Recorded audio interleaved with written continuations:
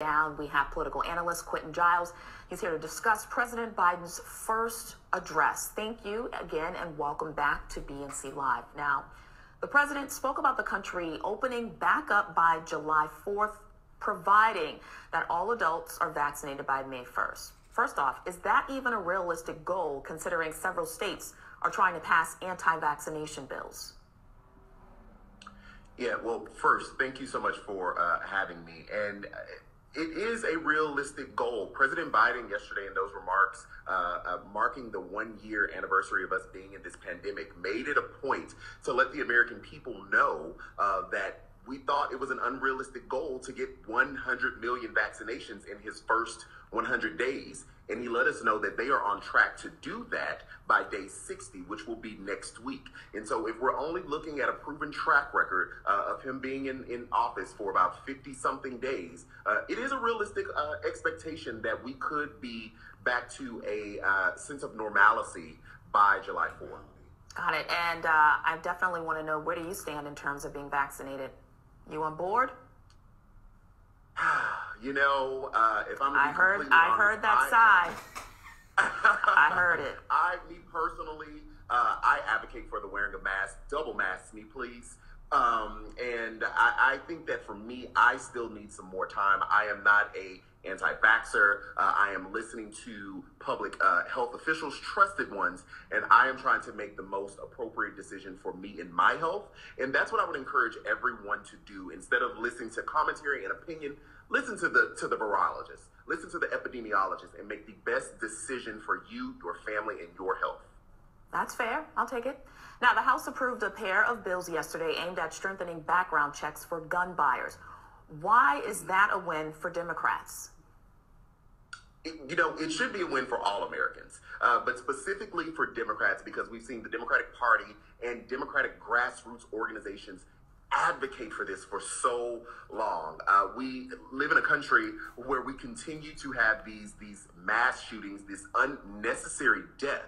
And so we have the power through our legislators to put provisions in place to keep people safe, kind of like the COVID restrictions as well.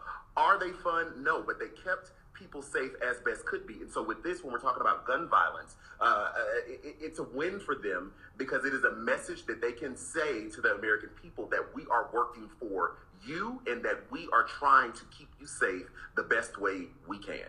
Okay, Quentin, let's just be real. We've had violence in our neighborhoods for a very long time. Will Black and brown Yes. communities feel the impact of this bill if it's signed? There is, if you want to be real, there is so many systemic things that our communities face. Do I think that we will feel it automatically? Probably not, because you're still going to have illegal gun sales. You're still going to have violence in the streets. It's for our communities specifically, it is much more than just gun violence. It is also infrastructure. It is also generational poverty that we still have to climb out of, that we still have to pull our fellow man and woman forward with us. So will we feel it directly? I don't think so, but will America at large feel it? That is the hope. And then hopefully the breadcrumbs will trickle down to us, huh? Like it always does?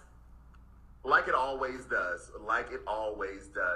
But I am hopeful. I do think we're seeing some real pushes from the Democratic Party with them and all of their flaws as well. We do see some pushes from them that are moving towards actually listening to Black people and addressing the needs of our community, along with just passing legislation that will impact us. Kind of like that COVID relief bill as well, when you're looking at the health insurance premiums going down to zero, when you're looking at child tax credits, that will benefit our community.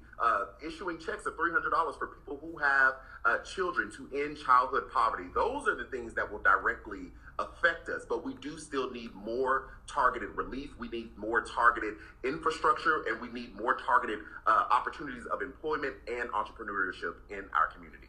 All right. Well, speaking of that stimulus package, the president just signed off on it yesterday. $1.9 trillion. It's going to get the relief that Americans need that are struggling, as you already pointed out. How will this groundbreaking bill or law now benefit the overall economy? overall, if you look at the $1,400 payment, the stimulus payments, it's going to benefit the economy at large because people are going to go out and buy. I actually put out a tweet on my Twitter and a video on my TikTok asking, honesty moment, what are you going to do with this moment? And I got an overwhelming amount of comments that said, I am paying bills. Some people are going out and they're going to save, but some people are also going to go out into this economy and spend as we see things are opening up. And so overall, that means you got money going back into stores, you got money going back into restaurants, you got money going into cars. And so it'll boost the economy because people feel like they have that extra security blanket outside of those that necessarily, absolutely have to just pay the bills to keep the lights on. You'll see those other sets of people going out and spending that money, thereby boosting the economy. But I mean, Quentin, here's another, let's be real. The second stimulus came out in December. Okay, we're now in March. $1,400. Once you pay rent, depending on where you live, that's your $1,400. That is your $1,400. You are absolutely correct. Me personally, I would have liked to see more stimulus, kind of like Canada did, kind of loading them up every month until the pandemic was over. But again, we are all, I think it shows the two realities of America.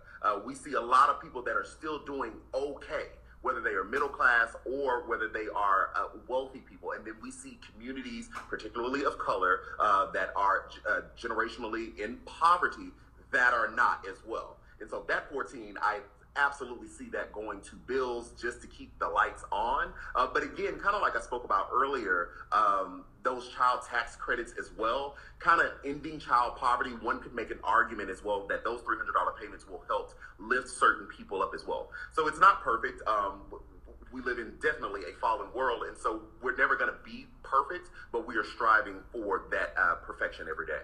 All right, my last question for you. If you had to give President Biden a grade on how he is doing in terms of the Black community, what would you give him? In terms of the Black community, he's passing. Ooh. And I only say that because it's been 50-something days. So I'm a person that's going to give a little more grace to sit down and say that there are things you promised that you were going to do. You said you were going to dance with the people that brought you, and we saw Black people rise up in South Carolina, especially in the primary, to boost his political career. We saw Black people in Georgia, Black people all over this country to vote for him in the presidential election to get him into that office. And so right now he has grace with me that he is still going to follow through on a lot of those promises. But I am also being realistic in saying that we are in day 52, 53 of his presidency. And so we still have some years to go, although we won't be waiting years for the promises that he made. Okay, Quentin, you got like 15 seconds. What are the top 2 things that you are holding him responsible for? Specifically in the Black community, I'm looking for some type of reparations or student loan relief. We can have discussions on whether student loans would be reparations for Black Americans, but also understanding that not all Black Americans have decided to get higher education and incur those. So we still want to bring those people as well. But definitely, we have to look at the atrocities of slavery, the atrocities of Jim Crow, the atrocities of treating Black people like second-class citizens, redlining, all of those things, and make it right. So that is it. Quentin Giles, political analyst, thank you for joining us here on BNC. I enjoyed the conversation. Have a great weekend. Thank you.